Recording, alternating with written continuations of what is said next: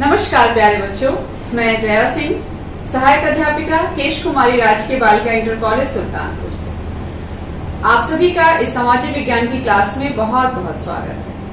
बच्चों, आज हम क्लास 9th में सामाजिक विज्ञान के अंतर्गत अर्थशास्त्र का तीसरा अध्याय निर्धनता एक चुनौती और आज हम इस अध्याय का पहला भाग पढ़ेंगे।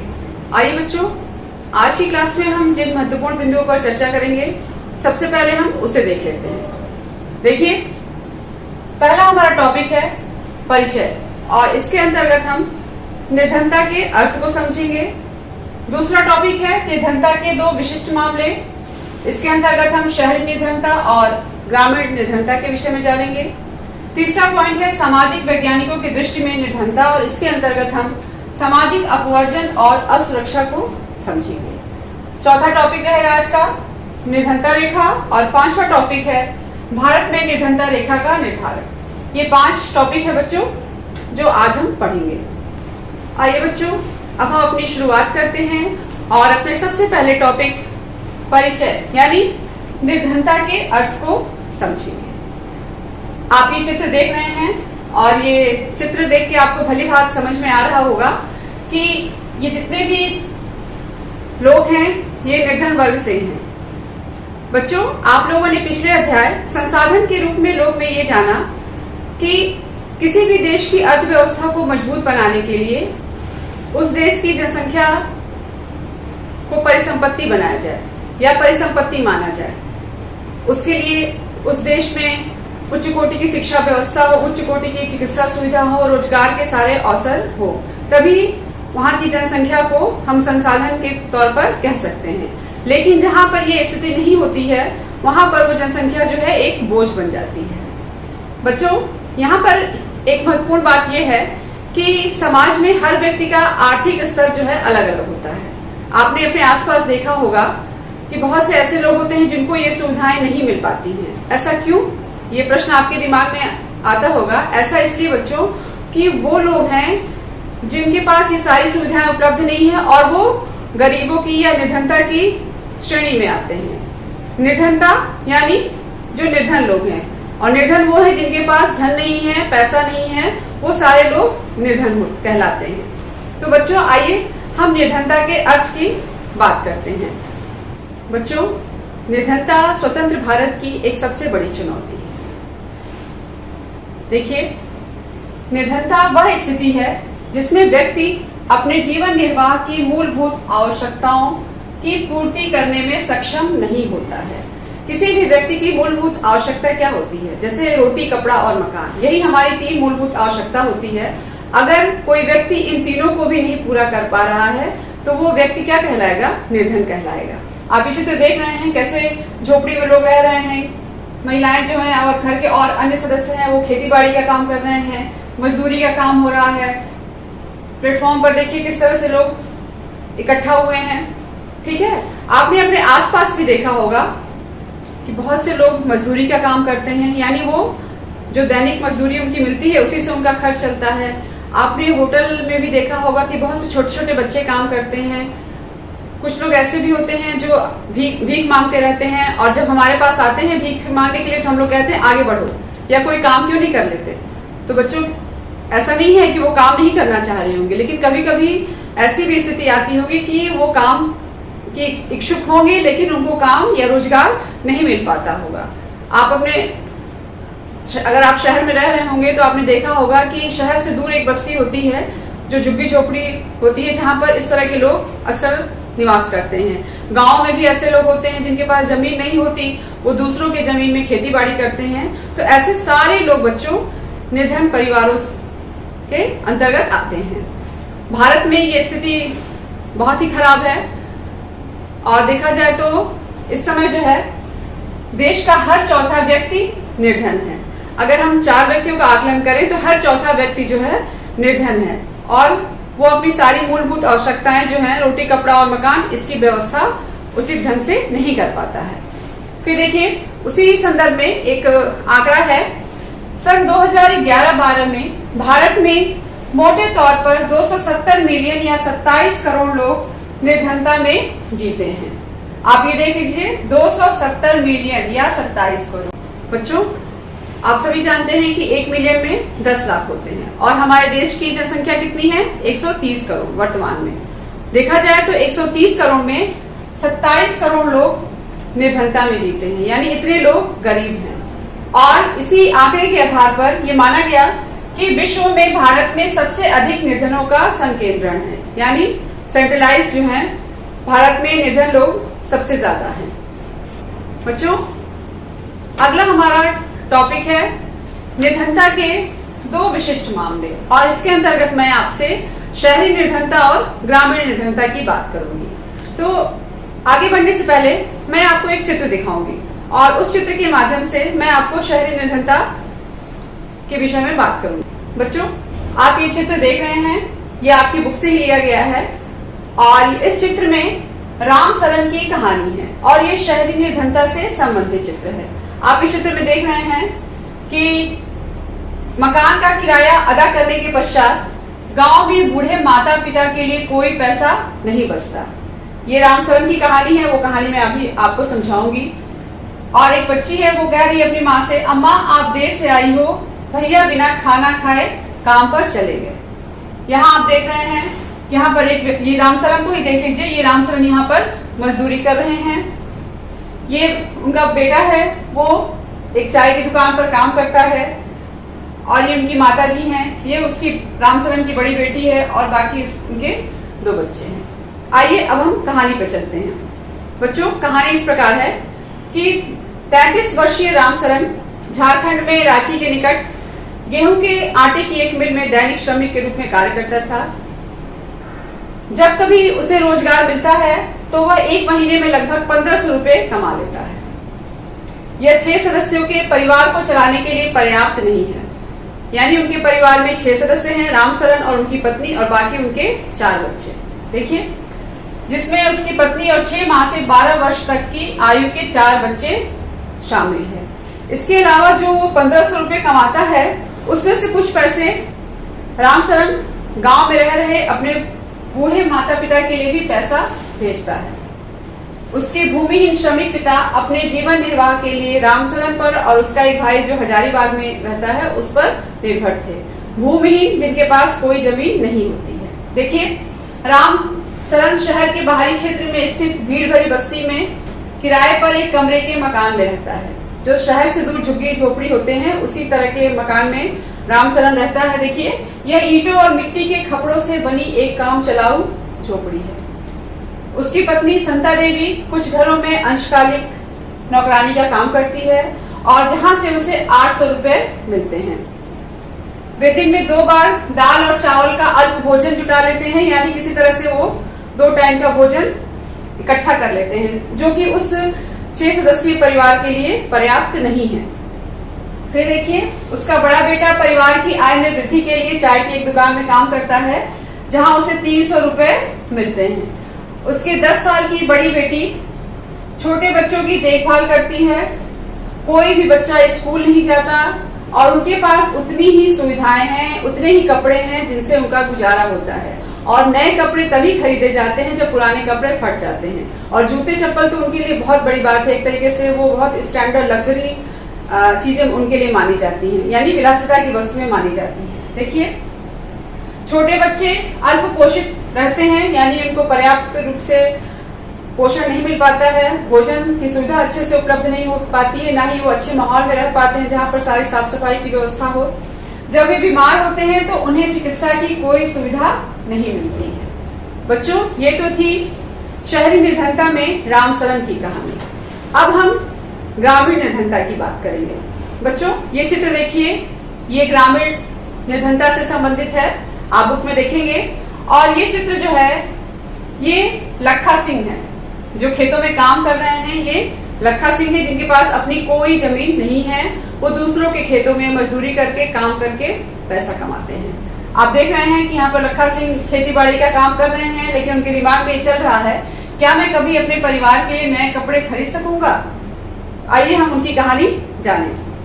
बच्चों देखिए, लखा सिंह उत्तर प्रदेश में मेरठ के पास एक गांव का रहने वाला है। उसके परिवार के पास कोई भूमि नहीं है इसलिए वो बड़े किसानों के लिए छोटे मोटे काम करता है।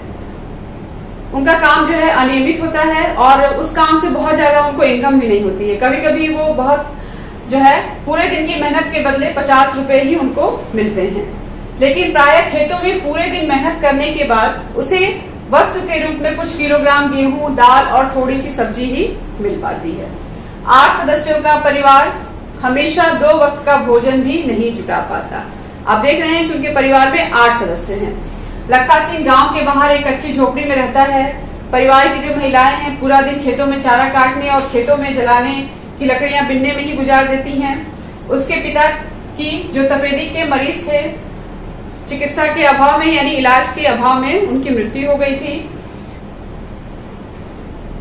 उसकी माँ अब उसी बीमारी से ग्रस्त है, यानी जो बीमारी उनके पिताजी को थी और उनको मेडिकल सुविधा नहीं मिली और उसी बीमारी से उमर गया, वही बीमारी उनकी माताजी को भी हो गई है और उसका जीवन भी धीरे धीरे क्षीण हो रहा है।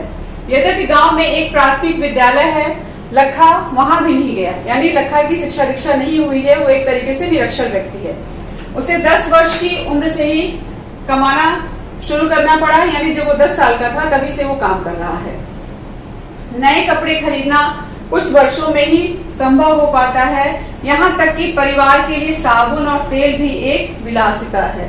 बच्चों, आप ये कहानी देख रहे हैं और इस कहानी में आपको ये समझ में आ रहा होगा कि लखा सिंह का परिवार जो है उनके लिए साबुन और तेल खरीदना ये बहुत बड़ी बात है। अगर इन दोनों ही कहानियों की तुलना की जाए तो आपको समझ में आया होगा कि ग्रामीण निर्धनता और शहरी निर्धनता दोनों ही कहानियों में ऐसा परिवेश है जिसमें व्यक्ति को अपनी मूलभूत आवश्यकताओं को पूरा करने में सफलता नहीं मिल पा रही है। और ऐसा नहीं है, देखिए दोनों ही उदाहरण दर्शाते हैं कि निर्धनता का अर्थ भुखमरी और आश्रय का ना होना है। इसका तात्पर्य ये हुआ बच्चों कि सिर्फ पैसा ना होना ही निर्धनता नहीं है। जब हमारे पास खाने के लिए अन्न ना हो, यानी हमारे पास भुखमरी की स्थिति हो और रहने के लिए घर ना हो, ये सारी चीजें क्या होती हैं, ये हमें बताती है कि इस तरह का व्यक्ति जो है वो गरीबी की श्रेणी में आता है या निर्धनता की श्रेणी में वो आएगा। देखिए, और आपने अपने आसपास देखा होगा, जब कभी आप कहीं घूमने जा रहे हैं, आप प्लेटफॉर्म पर हैं या कहीं होटल के बाहर खड़े हैं, अपनी गाड़ी का इंतजार कर रहे हैं, तो आपने देखा होगा कि बहुत से लोग भीख मांगते हुए आपके पास आते हैं और हम और आप अक्सर ये कह देते हैं कि अरे कुछ काम धंधा क्यों नहीं कर लेते। तो ऐसे गरीब लोगों के साथ बच्चों दुर्व्यवहार भी बहुत ज्यादा होता है। देखिए, निर्धन लोग ऐसी स्थिति में रहते हैं जिसमें उनके साथ खेतों, कारखानों, सरकारी कार्यालयों, अस्पतालों, रेलवे स्टेशनों और लगभग सभी स्थानों पर दुर्व्यवहार होता है। बच्चों, आप ये चित्र देख रहे हैं कैसे एक गंदी सी बस्ती है जहां पर इस तरह के लोग रह रहे हैं। उनको रहने के लिए भी जगह नहीं है। एक लकड़ी का चूल्हे, ईंटा जोड़ के चूल्हा बना के किसी तरह भोजन की व्यवस्था की जा रही है। आपने स्टेशन पे आसपास देखा होगा कि ऐसे बच्चे भी आपको दिखाई देते होंगे जो भीख मांगते हुए नजर आते हैं और हम और आप अक्सर ये कह के उन्हें भगा देते हैं कि पढ़ने लिखने की उम्र है, पढ़ाई लिखाई करो, कुछ काम क्यों नहीं कर लेते। ये स्वेच्छा से ऐसा नहीं करते, कुछ ना कुछ इनकी मजबूरी रहती है, इस वजह से ये भीख मांगते रहते हैं। बच्चों, इससे ये साबित हो जाता है कि अगर कोई बच्चा स्कूल नहीं जा पा रहा है, शिक्षा नहीं ले पा रहा है या किसी बीमार व्यक्ति का इलाज नहीं हो पा रहा है, ऐसे लोग जहाँ पर रह रहे हैं वहां पर साफ सफाई की उचित सुविधा ना हो, पीने के लिए स्वच्छ पानी ना हो और एक तरीके से जो एक सामान्य स्तर की जिंदगी या एक शालीन स्तर की जो जिंदगी है वो लोग नहीं जी पा रहे हैं, तो ये सारे लोग क्या हैं, ये लोग सारे लोग निर्धनता की श्रेणी में आएंगे। आज के परिवेश में भारत के लिए निर्धनता जो है बच्चों एक सबसे बड़ी चुनौती है। करोड़ों लोगों को दयनीय निर्धनता से बाहर निकालना स्वतंत्र भारत की सबसे बड़ी चुनौती में से एक है। आप ये चित्र देख रहे हैं बच्चों, जहाँ पर खाने पीने की सुविधा नहीं है। जैसे मान लीजिए कोई भुखमरी की स्थिति आ जाती है, कभी अकाल पड़ गया, कभी भूकंप आ गया या कोई प्राकृतिक आपदा आ गई, तो ऐसे लोगों के पास क्या होता है, खाने के लाले पड़ जाते हैं। इन लोगों को भोजन नहीं मिल पाता है और आपको कपड़ों और बाकी अन्य सुविधाओं की तो बात ही छोड़ दीजिए। देखिए, इसी संदर्भ में महात्मा गांधी का एक उदाहरण है, आपकी बुक में ही दिया गया है। महात्मा गांधी हमेशा इस बात पर बल दिया करते थे कि भारत सही अर्थों में तभी स्वतंत्र होगा जब यहाँ का सबसे निर्धन व्यक्ति मानवीय व्यथा से मुक्त होगा। मानवीय व्यथा यानी जो उनकी जो मूलभूत आवश्यकताएं जब पूरी नहीं हो पा रही है बच्चों, तो हमारा देश जो आज एक विकासशील देश है, ये एक बहुत बड़ी चुनौती है। क्योंकि हर व्यक्ति अगर जब तक बराबर ना हो, अमीरी गरीबी का ये भेदभाव ना मिटे, तब तक हम सही अर्थों में स्वतंत्रता प्राप्ति का आनंद नहीं ले पा रहे हैं। बच्चों, अब हमारा अगला टॉपिक है सामाजिक वैज्ञानिकों की दृष्टि में निर्धनता। इसमें देखिए बताया गया है कि सामाजिक वैज्ञानिकों द्वारा निर्धनता के लिए प्रयोग किए जाने वाले सूचक सामान्यतः आय और उपभोग से संबंधित है। आय यानी कितनी कमाई है। कोई व्यक्ति प्रति माह जो है 1000 रुपए कमाता है, कोई प्रति माह 10,000 रुपए कमा लेता है। और उपभोग यानी वो किन जो वस्तुओं को प्रयोग कर रहा है या वो किस तरह से चीजों को कंज्यूम कर रहा है। आप देखिए, इसके अतिरिक्त निर्धनता को निम्न सूचकों के माध्यम से भी देखा जाता है। इसमें सबसे पहले दिया हुआ है साक्षरता का निम्न स्तर, यानी जहां पर साक्षर लोग ना हो, वो लोग विद्यालय नहीं पहुंच पा रहे हैं, उनको शिक्षा दीक्षा नहीं मिल पा रही है, वो भी एक स्थिति गंभीर है। फिर देखिए, कुपोषण के कारण रोग प्रतिरोधी क्षमता की कमी। जब पौष्टिक भोजन नहीं मिलेगा तो शरीर में रोग प्रतिरोधक क्षमता का विकास नहीं होगा और ऐसे व्यक्ति जल्दी जल्दी बीमार पड़ेंगे। फिर देखिए, स्वास्थ्य सेवाओं की कमी, यानी उन्हें जो उचित स्वास्थ्य सेवाएं हैं नहीं मिल पा रही हैं, ये भी एक हमारे देश के लिए बड़ी चुनौती है। 5वां पॉइंट देखिए, स्वच्छ पेयजल एवं स्वच्छता तक पहुंच की कमी। बच्चों, जो लोग झुग्गी झोपड़ी में रहते हैं, उनका जो परिवेश होता है वो बहुत ही मतलब आरामदायक नहीं होता है। क्योंकि वहां पे ना रहने के लिए अच्छा माहौल है, ना ही उनको पीने के लिए स्वच्छ पानी मिल पा रहा है, ना ही उनके पास कोई सुविधा उपलब्ध हो पा रही है जो एक सामान्य जीवन जीने के लिए है। और जब ये सारी सुविधाएं नहीं मिल पा रही हैं, तो इस तरह से लोग शारीरिक तौर पर तो बीमार होते ही हैं, मानसिक तौर पर भी वो बीमार हो जाते हैं। और ऐसे लोग हमारे देश की अर्थव्यवस्था को मजबूत नहीं बना पाएंगे। और भारत के लिए वर्तमान में एक ये बहुत बड़ी चुनौती है कि इन सारी चीजों को हम कम करके या उनमें कमी लाएं और अपने देश की अर्थव्यवस्था को मजबूत बनाएं। बच्चों, अब हम सामाजिक अपवर्जन के विषय में पढ़ेंगे। ये भी सामाजिक वैज्ञानिकों द्वारा ही निर्धनता का विश्लेषण करने के लिए सूचक है। और सामाजिक अपवर्जन वो होता है बच्चों जिसमें किसी भी व्यक्ति को हीन दृष्टि से देखा जाए। आपने देखा होगा कि जो शहर से बाहर या हमारे गांव से बाहर जो लोग झुग्गी झोपड़ी में रहते हैं, जिनकी स्थिति बड़ी दयनीय होते हैं, उनके पास कोई सुविधाएं उपलब्ध नहीं हो पाती है, तो हम उनको बड़ी दीनहीन स्थिति में पाते हैं, तो बड़े हीन भावना से उनको देखते हैं। आप ये देखिए, निर्धनता को इस संदर्भ में देखा जाना चाहिए कि निर्धनों को बेहतर माहौल और अधिक अच्छे वातावरण में रहने वाले संपन्न लोगों की सामाजिक समता से अपवर्जित रहकर केवल निकृष्ट वातावरण में दूसरे निर्धनों के साथ रहना पड़ता है। यानी ये वो लोग हैं जिनके पास सारी सुविधाएं उपलब्ध नहीं है। जो लोग निर्धनता की श्रेणी में आते हैं, वो जो झुग्गी झोपड़ियों में रह रहे हैं, ये वही लोग हैं। देखिए, सामान्य अर्थ में सामाजिक अपवर्जन निर्धनता का एक कारण और परिणाम दोनों ही हो सकता है।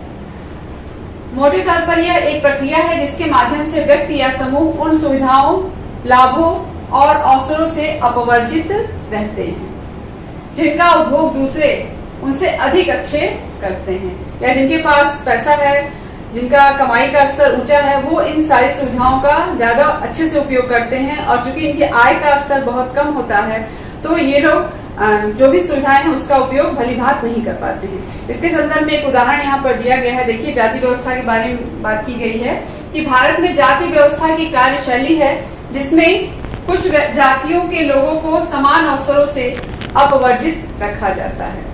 भारत में जाति व्यवस्था के विषय में आप जानते हैं कि जिस तरह से जातियों का वर्गीकरण किया गया है, तो कुछ जातियां ऐसी हैं जिनको वो निम्न सुविधाएं प्राप्त हैं। देखिए, इस प्रकार सामाजिक अपवर्जन लोगों की आय ही बहुत कम नहीं करता, बल्कि यह इससे भी कहीं अधिक क्षति पहुंचा सकता है। बच्चों, ये तो बात हो गई सामाजिक अपवर्जन की। सामाजिक अपवर्जन में आय में कमी के साथ साथ निर्धनता को भी बढ़ावा मिलता है। बच्चों, अब हम असुरक्षा के विषय में बात करेंगे। असुरक्षा के अंतर्गत देखिए, निर्धनता के प्रति असुरक्षा एक माप है जो कुछ विशेष समुदायों, जैसे किसी पिछड़ी जाति के सदस्य हों या व्यक्ति हो, जैसे कोई विधवा या शारीरिक रूप से विकलांग व्यक्ति के भावी वर्षों में निर्धन होने या निर्धन बने रहने की अधिक संभावना जताता है।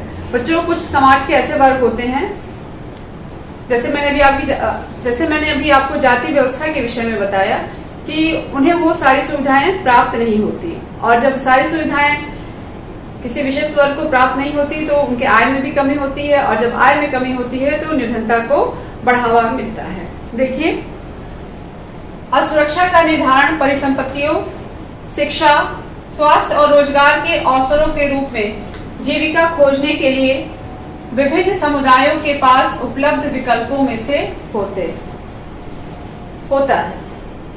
इसका विश्लेषण भी किया जाता है, और इसका विश्लेषण प्राकृतिक आपदाओं, भूकंप, सुनामी, आतंकवाद आदि मामलों में इन समूहों के समक्ष विद्यमान बड़े जोखिमों के आधार पर किया जाता है।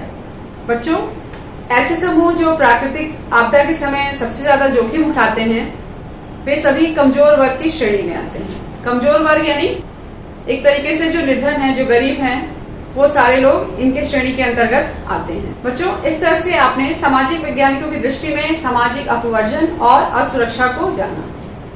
बच्चों, अगला टॉपिक है हमारा निर्धनता रेखा।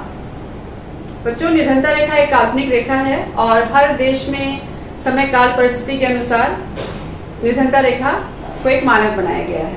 देखिए, निर्धनता को मापने के लिए आय या उपभोग स्तरों पर आधारित सामान्य पद्धति का प्रयोग किया जाता है। आय यानी जितना हमारा कमाई का स्तर है, जितनी हमको इनकम हो रही है। उपभोग यानी जिन चीजों का हम उपभोग कर रहे हैं या कंज्यूम कर रहे हैं। मान लीजिए कि आपके पास कमाई बहुत ज्यादा है, तो आप मॉल में जाते हैं शॉपिंग करने, खरीदारी करने, और जिनके पास कम कमाई है वो सब्जी मंडी में या छोटे छोटे मार्केट में जाते हैं, क्योंकि जितनी उनकी इनकम होती है वो उतना ही खर्च करना चाहते हैं, उतनी ही अपनी जो उनकी मूल आवश्यकताएं हैं वो पूरी करना चाहते हैं। देखिए, मूल आवश्यकताओं को पूर्ण करने के लिए आवश्यक वस्तुएं विभिन्न कालों एवं विभिन्न देशों में भिन्न हैं। मूल आवश्यकताएं जैसे रोटी, कपड़ा और मकान, यही हमारी 3 मूल आवश्यकताएं हैं, और इसको पूरा करने के लिए हर देश में अलग अलग परिस्थितियां होती हैं। जैसे देख लीजिए, भारत में ही कार रखना एक बहुत बड़ी बात होती है, ठीक, क्योंकि भारत एक विकासशील देश है, तो भारत में सोचा जाता है कि अगर उनके पास कार है, एक नहीं 2-2 कार है, तो बहुत पैसे वाले हैं, बहुत अमीर लोग हैं। लेकिन अमेरिका में स्थिति भिन्न है। अमेरिका एक विकसित देश है, वहां पर जिस व्यक्ति के पास कार नहीं है वो निर्धन माना जाता है। तो इसी हिसाब से बच्चों समझ लीजिए कि हर देश में काल और परिस्थिति के अनुसार निर्धनता की जो रेखा है वो अलग अलग निश्चित है। देख लीजिए, काल एवं स्थान के अनुसार निर्धनता रेखा भिन्न हो सकती है। आइए अब हम भारत में निर्धनता रेखा का निर्धारण कैसे होता है उसको जानें। बच्चों देखिए, भारत में निर्धनता रेखा का निर्धारण करते समय जीवन निर्वाह के लिए खाद्य आवश्यकता, कपड़ों, जूतों, ईंधन और प्रकाश, शैक्षिक एवं चिकित्सा संबंधी आवश्यकता पर ध्यान दिया जाता है। बच्चों इसके लिए क्या किया जाता है कि जो भौतिक मात्राएं हैं, भौतिक मात्राओं को रुपयों में उनकी कीमतों से गुणा कर दिया जाता है। वो भौतिक मात्राएं क्या है, जैसे देख लीजिए, खाद्य आवश्यकता हो गई, कपड़े हो गए, जूते हो गए। मान लीजिए एक व्यक्ति है, उसको साल भर में 4 जोड़ी कपड़ों की आवश्यकता पड़ती है, और एक जोड़ी कपड़े का मूल्य मान लीजिए कि 50 रुपए है, यानी अगर 50 into 4 करेंगे तो कितना हो जाएगा, 200 रुपए हो गए। और जूते हैं, जूते भी मान लीजिए उसको 2 जोड़ी जूते की जरूरत पड़ती है, 100 रुपए का एक जूता मिल रहा है, तो 100 गुणे 2 कर लीजिए, 200 रुपए। तो इन्हीं कीमतों के आधार पर भारत में निर्धनता रेखा का निर्धारण किया जाता है। फिर देखिए, निर्धनता रेखा निर्धारण करते समय खाद्य आवश्यकता के लिए वर्तमान सूत्र वांछित कैलोरी आवश्यकता पर आधारित है। कैलोरी यानी जो एनर्जी, और वो हम कहाँ से लेते हैं, जो हमारे भोज्य पदार्थ होते हैं उससे हमें कैलोरी मिलती है। अनेक खाद्य पदार्थ है, जैसे अनाज हो गई, दालें हो गई, सब्जियां हो गई, दूध हो गई, इन सभी से हमें कैलोरी प्राप्त होती है, जो हमारे एक स्वस्थ शरीर के विकास के लिए आवश्यक होती है। लेकिन ये जो कैलोरी होती है बच्चों, ये आयु, लिंग, काम करने की प्रकृति के आधार पर कैलोरी आवश्यकता बदलती रहती है। बच्चों ये चार्ट है सरकार द्वारा निर्धनता रेखा आकलन का, जिसमें ग्रामीण क्षेत्र और शहरी क्षेत्र का आकलन किया गया है। देख लीजिए, इसमें देखिए प्रतिदिन प्रति व्यक्ति कैलोरी की आवश्यकता। जो ग्रामीण क्षेत्र के व्यक्ति हैं उन्हें कितनी आवश्यकता है? 2400। और जो शहरी क्षेत्र के लोग हैं उनको 2100 कैलोरी की आवश्यकता होती है। ऐसा क्यों? क्योंकि ग्रामीण क्षेत्रों के लोग शारीरिक रूप से ज्यादा मेहनत करते हैं और जो शहरी क्षेत्र के लोग हैं वो शारीरिक कम मानसिक ज्यादा मेहनत करते हैं, तो उनकी आवश्यकता जो है ग्रामीण क्षेत्र से थोड़ी कम होती है। इसके अलावा भी महिलाओं को भी कैलोरी की आवश्यकता कम होती है। मान लीजिए अगर 20 वर्ष का कोई बालक है या युवा है तो उसे ज्यादा कैलोरी की आवश्यकता होगी। तो जैसा कि है कि आयु, लिंग और काम करने की प्रकृति के आधार पर कैलोरी आवश्यकता सबकी अलग अलग होती है। देखिए, अनाज तथा कैलोरी की अन्य आवश्यकताओं को खरीदने के लिए प्रति व्यक्ति मौद्रिक आय अलग अलग होती है। यानी सबका जैसा जिसकी कमाई का स्तर होता है वो उतना पैसा अपने खाद्य आवश्यकताओं की पूर्ति के लिए खर्च करता है। इसी के संदर्भ में बच्चों ये देखिए कि वर्ष 2011-12 में किसी व्यक्ति के लिए निर्धनता रेखा का निर्धारण ग्रामीण क्षेत्रों में रुपए 816 प्रति माह और शहरी क्षेत्रों में रुपए 1000 प्रति माह किया गया था। जो व्यक्ति 816 रुपए कमा रहा है और वो जो गांव में रह रहा है, और जो व्यक्ति शहर में रह रहा है वो 1000 रुपए कमा रहा है, तो एक तरीके से वो निर्धनता रेखा के मानक पे है। आप ये देख लीजिए कि जो व्यक्ति 816 रुपए कमा रहा है, अगर उसके परिवार में 5 सदस्य हैं तो आप 816 को 5 से गुणा कर दीजिए, कितना आ जाएगा? 4080 रुपए। और यही आप शहर में जो है उसके परिवार में 5 सदस्य हैं, इनको आप 1000 को 5 से गुणा कर दीजिए तो 5000। यानी जो व्यक्ति 4080 रुपए कमा रहा है वो एक मानक रेखा पर है, और जो 1000 कमा रहा है पर 1000 रुपए कमा रहा है और उसके सदस्य 5 हैं, जो 5000 जिसका मानक है वो क्या है? वो भी एक मानक के अनुसार ही है। इसे देख सकते हैं, वर्ष 2011-12 में ग्रामीण क्षेत्रों में रहने वाला 5 सदस्यों का परिवार निर्धनता रेखा के नीचे होगा यदि उसकी आय लगभग रुपए 4080 प्रति माह से कम है। जैसा कि मैंने बताया कि 816 इंटू 5 कर लीजिए, क्योंकि उसके परिवार में 5 सदस्य है। तो अगर 4080 से नीचे की कमाई है, उससे कम कमाई है, तो वो व्यक्ति निर्धनता की श्रेणी में आता है। और इसी तरह शहरी क्षेत्रों में अपनी मूल आवश्यकताएं पूरा करने के लिए कम से कम रुपए 5000 प्रति माह की आवश्यकता होगी। 5 सदस्य हैं और 5000। यानी बच्चों आप सभी जानते हैं कि गांव में थोड़ी महंगाई कम होती है और शहरों में महंगाई बहुत ज्यादा होती है।